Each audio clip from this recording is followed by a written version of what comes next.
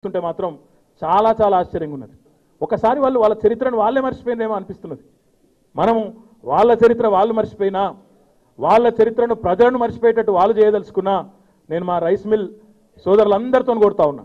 ఎందుకంటే మీరు తెల్లారులేస్తే మీ దగ్గరికి వందల మంది వస్తారు, వ్యాపారులు, శ్రామికులు అందరూ మీ చుట్టూ వస్తారు, మీ దగ్గరికి వస్తారు, మాట కలుపుతారు, మాట్లాడతారు. మీరు ప్రజా జీవితంతో గ్రామీణ జీవితంతో ముడిపడి ఉన్న వ్యాపారం మీది. కాబట్టి మీ అందరితో ఒకటే కోరుతా ఉన్నాను, కాంగ్రెస్ పార్టీ యొక్క ద్రోహపూరితమైన, మోసపూరితమైన, దగాతో వంచనతో కూడుకున్న వాళ్ళ చరిత్రను మళ్ళొక్కసారి మన వాస్తవాలను వాస్తవాలుగా, పాలను పాలుగా, నీళ్లుగా ప్రజలకు గుర్తు చేయవలసిన అవసరం ఒక్కసారి ఉన్నదన్న విషయాన్ని కూడా నేను మీకు గుర్తు చేస్తా ఉన్నా. ఏ కాంగ్రెస్ పార్టీ ఇది? ఏ కాంగ్రెస్ పార్టీ? ఒకడు అంటాడు కుటుంబ పాలన మీది అంటాడు. నేను అడుగుతున్నా, కుటుంబ పాలన అని కాంగ్రెస్ వాళ్ళు మాట్లాడతారు, ఏమన్నా ఇజ్జత్ ఉండాలి మాట్లాడుతాను. జవహర్లాల్ నెహ్రూ కూతురు ఇందిరాగాంధీ, కొడుకు రాజీవ్ గాంధీ, భార్య సోనియా గాంధీ, కొడుకు రాహుల్ గాంధీ ప్రెసిడెంట్ ఆ పార్టీ. వాళ్ళడ గొంగళ్ళ కూర్చొని అన్నం తినుకుంటే ఇంటికెళ్ళినట్టు వాళ్ళు కుటుంబ పాలన గురించి మాట్లాడతారు. రాష్ట్రంలో ఉత్తమ్ కుమార్ రెడ్డి గారు ఉండొచ్చు, ఆయన భార్య ఎమ్మెల్యేగా ఉండొచ్చు, జానారెడ్డి గారు ఉండొచ్చు, ఆయన కొడుకు రావచ్చు, పొన్నా లక్ష్మయ్య గారు ఉండొచ్చు, ఆయన కోడలు రావచ్చు. ఇక చెప్పుకుంటూ పోతే చాలా మంది ఉన్నారు, వాళ్ళ లిస్టు మామూలుగా లేదు. దగ్గర అలా 10 మంది ఉంటే కాంగ్రెస్ ఎమ్మెల్యేలు 10 మందికి 10 మంది మేమే ముఖ్యమంత్రి అభ్యర్థులమని ఎవరి జబ్బలు వాళ్ళే తెలుసుకుంటూ తిరుగుతూ ఉంటారు. అట్లాంటి కాంగ్రెస్ పార్టీ ఈరోజు కేసీఆర్ గారి గురించి మాట్లాడుతుంది. ఇంకొక ఆయన అంటాడు అవినీతిమయమైపోయింది టీఆర్ఎస్ పాలన. నేను అడుగుతా ఉన్నా, అవినీతి గురించి మీరు మాట్లాడతారా? వేదాలు వల్లించే దయ్యాలు కూడా సిగ్గుపడతాయి మీరు మాట్లాడితే. దయ్యాలు వేదాలు వల్లిస్తాయని చెప్తారు, కానీ అసలు దయ్యాలు కూడా సిగ్గుపడతాయి కాంగ్రెస్ వాళ్ళు అవినీతి గురించి మాట్లాడితే. ఏమిడ్చి పెట్టిన వీళ్ళు? ఆకాశం నుంచి మొదలు పెడితే పాతాళం దాకా పంచభూతాలన్నింటినీ పరమాక్ష అన్నం తిన్నట్టు ఆ రోజు దోచింది వీళ్ళు. A for Adarsh, B for Bofors, C for Commonwealth, Z దాకా చెప్పచ్చు. వీళ్ళ కథలు 1-2 కాదు, 100 స్కాములు. వాళ్ళ పెద్ద పెద్ద నాయకులే జైల్లోకి పోయినారు. గవాళ్ళు ఇవాళ వచ్చి అంతే. మన రాష్ట్రంలో లేరా? ఎన్ని కుంభకోణాల్లో, ఎన్ని సిబిఐ కేసులు, ఎంతమంది ఛార్జ్ షీట్లు, ఎంతమంది ఇంకా కోట్ల సుడి తిరుగుతున్నారు. అంతా మర్చిపోయినట్టు ఇలా అవినీతి గురించి కాంగ్రెస్ పార్టీ మాట్లాడుతుంటే, నోటికొచ్చినట్టు మొరుగుతుంటే దాన్ని పట్టించుకోవాల్సిన అవసరం ఉందా? మీరు ఒక్కసారి ఆలోచించాలని కోరుతా ఉన్నాను. అది మాత్రమే కాదు, తెలంగాణ ప్రజలను 1 రోజు 2 రోజులు కాదు, ఎన్ని సంవత్సరాలు గోసపుచ్చుకున్నది కాంగ్రెస్ పార్టీ, ఎన్ని దశాబ్దాలు గోసపుచ్చుకున్నది కాంగ్రెస్ పార్టీ. 1948లో భారతదేశానికి స్వాతంత్రం వచ్చిన 1 సంవత్సరం తర్వాత తెలంగాణ ఆనాడు అప్పటి హైదరాబాద్ సంస్థానం విలీనమైన తర్వాత, భారతదేశంలో విలీనమైన తర్వాత 4 ఏళ్ల పాటు మన తెలంగాణ ముద్దుబిడ్డ బూరుగుల రామకృష్ణారావు గారు ముఖ్యమంత్రిగా ఉన్నారు. 1952 నుంచి 56 దాకా, 48 నుంచి 52 దాకా ఇక్కడ మిలిటరీ పాలన సాగింది. 52 నుంచి 56 దాకా బూరుగుల రామకృష్ణారావు గారు ఉన్నారు. 52లోనే అప్పుడే కొంతమంది సమైక్యాంధ్రను కోరుకునే నాయకులు భాషా ప్రాతిపదికన రాష్ట్రాలు ఏర్పాటు చేయాలని చెప్పి ఆనాడు ఒక ప్రతిపాదన తీసుకొస్తే, తెలంగాణలోని మొత్తం సబ్బండ వర్ణం కూడా ఆనాడే ముక్త కంఠంతో వ్యతిరేకించింది.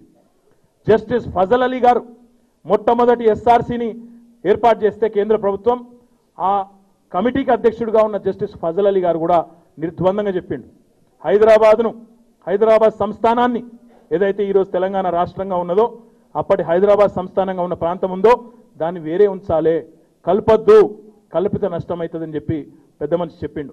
ఈనలే 52లో ఇడ్లీ సాంబార్ గోబ్యాక్ అనే ఉద్యమం వస్తే మన పెద్దలు ప్రొఫెసర్ జయశంకర్ లాంటి పెద్దలు ఆనాటి విద్యార్థులుగా పోరాటం చేస్తే, ఆ 52 ఉద్యమంలోనే 6 మంది విద్యార్థులను పిట్టలను కాల్చినట్టు కాల్చి చంపింది ఇదే కాంగ్రెస్ పార్టీ, ఇదే కాంగ్రెస్ ప్రభుత్వం.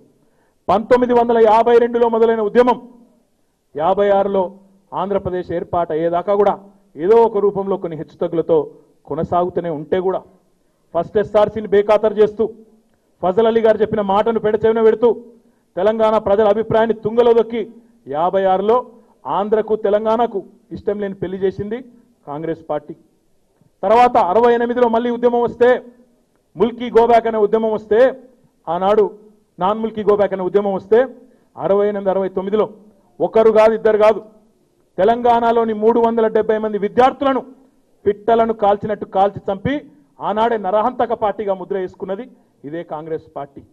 మళ్ళీ 1971లో ఆనాడు తెలంగాణ ప్రజా సమితి అనే పార్టీని అప్పుడు మరి చెన్నారెడ్డి గారు, మదన్ మోహన్ గారు, మల్లికార్జున్ గారు, ఇంకా చాలామంది పెద్దలు వారందరూ కలిసి తెలంగాణ ప్రజా సమితి అనే పార్టీని నెలకొల్పి ఆనాడు విద్యార్థుల ఉద్యమంతో, విద్యావంతుల ఉద్యమంతో ప్రారంభమైన ఆనాటి ఉద్యమాన్ని దానికి ఒక రూపం ఇచ్చి ప్రజా సమితిగా మార్చి ముందుకు పోతా ఉంటే ఆ ప్రజా సమితిని ప్రజలు గుండెల్లో పెట్టుకొని 14 పార్లమెంట్ సీట్లుంటే తెలంగాణలో 11 పార్లమెంట్ సీట్లకు గెలిపించి దేశమంతా ఇందిరాగాంధీ హవా నడుస్తుంటే తెలంగాణలో మాత్రం తెలంగాణ ప్రజలు తమ గుండెను చీల్చి ఆత్మను ఆవిష్కరించి మా తెలంగాణ మాకు కావాలని చెప్పి ఏకోన్ముఖంగా తీర్పునిస్తే కూడా ఆ తీర్పును మళ్ళొక్కసారి బండకేసి కొట్టి ప్రజాస్వామ్యాన్ని తుంగలో దొక్కి ఆ 11 మందిని గుంజుకపోయి, గొర్రెలను గుంజుకున్నట్టు గుంజుకపోయి మళ్ళీ ఆనాడు కాంగ్రెస్ పార్టీలో కలిపి వాళ్ళందరినీ తెలంగాణ ప్రజా సమితి లేకుండా చేసి తెలంగాణ ప్రజాభిప్రాయాన్ని అపహాస్యం చేసింది ఇదే కాంగ్రెస్ పార్టీ.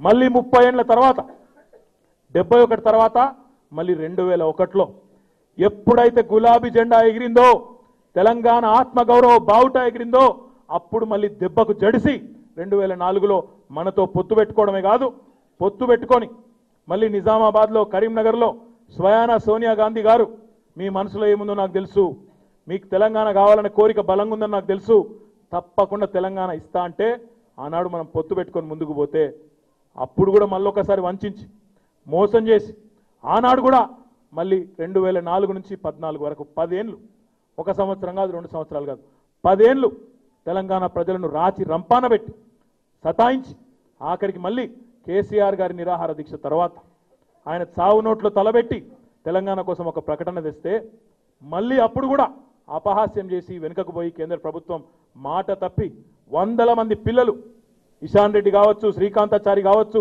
సువర్ణ కావచ్చు, ఒకరిద్దరు కాదు 100 మంది పిల్లల ఆత్మత్యాగాలు, యాదిరెడ్డి కావచ్చు, అదే రకంగా పోరాటాలు కావచ్చు.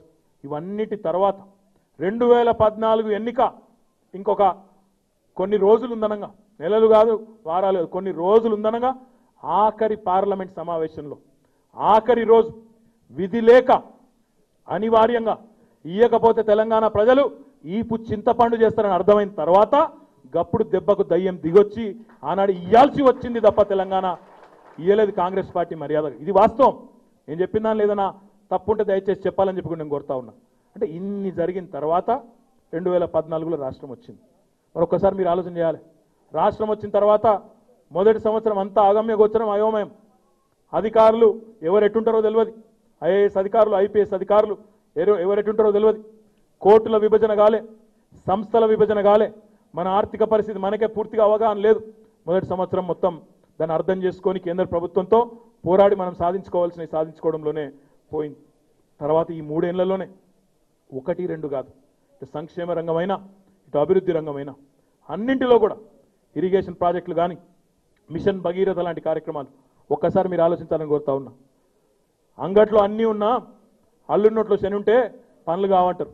అట్లనే కాంగ్రెస్ పార్టీ పరిపాలనలో తలాపున గోదావరి, ఇంకో పక్క కృష్ణ, 2 నదులున్నా ఇక మన జగదీష్ రెడ్డి గారు ప్రాతినిధ్యం వహిస్తున్న నల్గొండ నియోజకవర్గం, మన గంపా నాగేందర్ గారి నల్గొండ జిల్లా, ఏ పూర్వ నల్గొండ జిల్లా అయితే ఉండేనో 1956లో ఆంధ్రాతో కలిసినప్పుడు తెలంగాణ నల్గొండ జిల్లాలో ఫ్లోరోసిస్ లేదు. అప్పుడు బ్రహ్మాండంగా ఉన్నారు అందరూ. కానీ ఇదే సమైక్యాంధ్ర పాలకుల సాక్ష్యం, ఇదే కాంగ్రెస్ పార్టీ పుణ్యమా అని 2 లక్షల మంది నల్గొండ ప్రజలు జీవోత్సవాలుగా బొక్కల్లో మూలుగు చచ్చిపోయి వాళ్ళందరూ కూడా జీవోత్సవాలుగా మారిపోయిన పరిస్థితి. ఇవాళ మిషన్ భగీరథతో ముఖ్యమంత్రి గారు 18-20 ఏళ్ల కిందట సిద్దిపేటలో ఎట్లయితే ఇంటింటికి నీళ్ళు ఇచ్చిండ్రో అదే పద్ధతిలో రాష్ట్రం అంతా నీళ్ళిస్తామని మనం ముందుకు పోతే ఒకడు అంటాడు అది మిషన్ భగీరథ కాదు, కమిషన్ భగీరథ. ఇంకొక ఆయన అంటాడు ఎందుకాయ ఇంత పెద్ద ప్రాజెక్ట్ ఎందుకు, ఊరూరికి ఒక ప్లాంట్ పెడితే చాలదా, వాటర్ ప్లాంట్ పెడితే సరిపోదా? మరి 50 ఏళ్ళు ఏం చేశారు మీరు? గుడ్డిగురాల పనులు తోమిర్రా? మీరు 50 ఏళ్ళు ఉన్నప్పుడు ఒక్కసారన్న పూరకు బుద్ధి వచ్చినది. ఊరూరికి నీళ్ళు ఇవ్వాలంటే ఒక ప్లాంట్ పెడితే సరిపోతుందన్న సోయి ఎప్పుడన్నా ఉండేనా? ఇలా మాట్లాడతారు ఒక్కొక్కరు. చెరువులు బాగు చేసి మిషన్ కాకతీయ కార్యక్రమం చేపడితే ఊర్లో చెరువు బాగైతే చెరువు చుట్టే మొత్తం ఊరి జీవితం అల్లుకొని ఉంటుంది. చెరువు బాగుంటే రైతు బాగుంటాడు, చేపలు పట్టడాయన బాగుంటాడు, రైతు బాగుంటే రైతు చుట్టూ వ్యవసాయం చుట్టూ అల్లుకొని జీవితం ఉన్న కంసాలి, కమ్మరి, కుమ్మరి, వడ్రంగి అందరూ కూడా బాగుండే ఆస్కారం ఉంటుంది. ఇవన్నీ బాగుంటే ధాన్యం బాగొస్తారు, రైస్ మిల్లులు బాగుంటాయి, రైస్ మిల్లులు బాగుంటే మరి మీ మీద ఆధారపడే కార్మికులు బాగుంటారు. ఈ రకంగా చెప్పుకుంటూ పోతే గిన్నింటితోని ముడిపడి ఉన్న రాష్ట్ర వ్యాప్తంగా ఉన్న 46,000 చెరువులను బాగు చేద్దామంటే కమిషన్ కాకతీయ అంటాడు ఇంకోడు.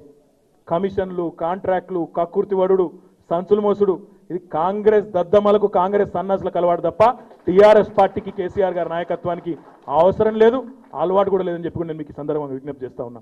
ఉంటే మర్యాదగా ప్రజలు ఆశీర్వదిస్తే తప్పకుండా మరింత సేవ చేస్తాం.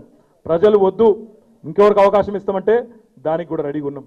నిన్న ముఖ్యమంత్రి గారు మాట్లాడుతూ ఇక్కడ ఇదే వేదిక మీద ఒక మాట అన్నారు, అవసరమైతే వీళ్ళు చిల్లర మల్లర పనులు చేయుడు బంద్ చేయకపోతే, ఎందుకంటే మీకు తెలిసి ఎట్లా ఉన్నది వీళ్ళ కథ అంటే చాలా దారుణం. కాంగ్రెస్ వాళ్ళది 50 ఏళ్ళేమో వాళ్ళు ఏం చేయలే. ఇప్పుడు కేసీఆర్ గారు ఏదైనా చేసి మన నీళ్లను మనం, ఎందుకంటే నీళ్లు, నిధులు, నియామకాలం జరిగింది మన ఉద్యమం, తెలంగాణ పోరాటమే దానికోసం. నీళ్లు జల్దీ రావాలి, మన రైతులు బాగుపడాలి అనే ప్రయత్నంతో నీళ్ల కోసం పోరాటం చేస్తూ ఉంటే, ప్రాజెక్టులు శరవేగంగా కట్టే ప్రయత్నం చేస్తూ ఉంటే కోర్టులకు పోతున్నారు. ఎంత ఘోరమైన మనుషులంటే, పాలమూరు ఎత్తిపోతల పథకం ఉంది. ఏ పాలమూరు జిల్లాలో అయితే ఈరోజు ప్రతి సంవత్సరం 14 లక్షల మంది వలసపోయేదో సమైక్యాంధ్రలో, ఆ పాలమూరు జిల్లాలో ఆ జిల్లా గొంతు తడపాలే, అక్కడి బీడు భూములకు నీళ్లు తీసుకుపోవాలి, కృష్ణా నీళ్లు తీసుకుపోవాలనే ఉద్దేశంతో పాలమూరు ఎత్తిపోతల పథకాన్ని మన ముఖ్యమంత్రి గారు, మన ప్రభుత్వం చేపట్టింది. ఇద్దరు కాంగ్రెస్ నాయకులు, నేను చెప్పేది వాస్తవం కావాలంటే వాళ్ళని రుజువు చేయమని నేను డిమాండ్ చేస్తా ఉన్నా. ఇద్దరు కాంగ్రెస్ నాయకులు, కొల్లాపూర్ నుంచి పోటీ చేసిన హర్షవర్ధన్ అనే వ్యక్తి, దేవరకద్ర నుంచి పోటీ చేసిన పవన్ కుమార్ రెడ్డి అనే వ్యక్తి, ఇద్దరు కాంగ్రెస్ అభ్యర్థులుగా కాంగ్రెస్ బీ ఫారం మీద పోటీ చేసిన నాయకులు. ఇద్దరు కూడా కోర్టుకు పోయి కేసు వేసిండ్రు. వీళ్ళిద్దరే కాదు, ఇంకా 100 కేసులు వేసినారు కాంగ్రెస్ నాయకులు, 196 కేసులు అనుకుంటా సరిగ్గా కాంగ్రెస్ నాయకులు వేసిన కేసులు. ఇద్దరు పోయి కోర్టుల కేసు వేసిండ్రు. ఏమని వేసిండ్రు? పోనీ ఏదైనా న్యాయం కోసం కోర్టుకు పోతే అర్థం ఉంది, కానీ వేసిన కేసు ఏంటంటే, కొల్లాపూర్ నుంచే శ్రీశైలం నీళ్ళనైతే మనం తీసుకొని పాలమూరు ఎత్తిపోతల పథకం ద్వారా పాలమూరుకు, రంగారెడ్డి జిల్లాకు, నల్గొండ జిల్లాకు నీళ్ళు ఇవ్వాలనో, ఆ కొల్లాపూర్ దగ్గర ఉండే అభయారణ్యంలో ఉండే పులులు, సింహాలు చచ్చిపోతాయి కాబట్టి ఈ అభయారణ్యాన్ని కాపాడాలని చెప్పి కేసేసారు. నాకు నిజంగా అనుమానం వచ్చింది. మా లక్ష్మారెడ్డి గారు, జూపల్లి కృష్ణారావు గారు, మా సహచర మంత్రులు, వారిని అడిగిన నేను, అన్న పోయేద్దాం పాయ ఒకసారి అని చెప్పి, నిజంగా అవి పులులు, సింహాలట, మరి ఆడునే చూద్దామని చెప్పి మేము కూడా పోయినాం కొల్లాపూర్. ఆ కొల్లాపూర్ జంగల్ పోతే పులులు, సింహాలు కాదు, ఉడత పిల్లలు కూడా లేవు, అక్కడ గండు పిల్లలు కూడా లేవు. గట్లాంటి ప్రాంతంలో అన్నాడు అభయారణ్యం ఉండే పులులు, సింహాలు అంటే ఎంత చిల్లర, ఎంత దిగజారుడు రాజకీయం అంటే వాళ్ళకి తెలుసు. రైతులకు నీళ్ళు వచ్చిన తర్వాత, 1 కోటి ఎకరాలకు నీళ్ళు వచ్చిన తర్వాత, ఇంటింటికి మంచినీరు వచ్చిన తర్వాత, ఇన్ని అద్భుతమైన సంక్షేమ కార్యక్రమాలు జరుగుతున్న తర్వాత సోదిలో కూడా లేకుండా పోతాం. ప్రజలు మళ్ళా ఈసారి ఒక్క సీటు కూడా గెలిపియకుండా, ఒక్క డిపాజిట్ కూడా రాకుండా ఓడగొడతారన్న భయంతో ఈరోజు ఈ రకమైన చిల్లర మల్లర ప్రయత్నాలు చేస్తూ ఉన్నారు. కానీ ఒకటి మాత్రం పక్కా, నిన్న ముఖ్యమంత్రి గారు అన్నారు, ఏమైనా ఎన్నికలు దబ్బన ముందే వస్తాయేమో, మరి కాంగ్రెస్ వాళ్ళకు ప్రజలే బుద్ధి చెప్తారన్నారు. ఇప్పుడే నేను ఇక్కడికి వచ్చేటప్పుడు తమ్ముడు సుమన్ చెప్తున్నాడు, ఉత్తమ్ కుమార్ రెడ్డి వీరావేశాన్ని ప్రదర్శిస్తున్నాడు అన్న, ఎన్నికలకు మేం బీ రెడీ అంటున్నాడు.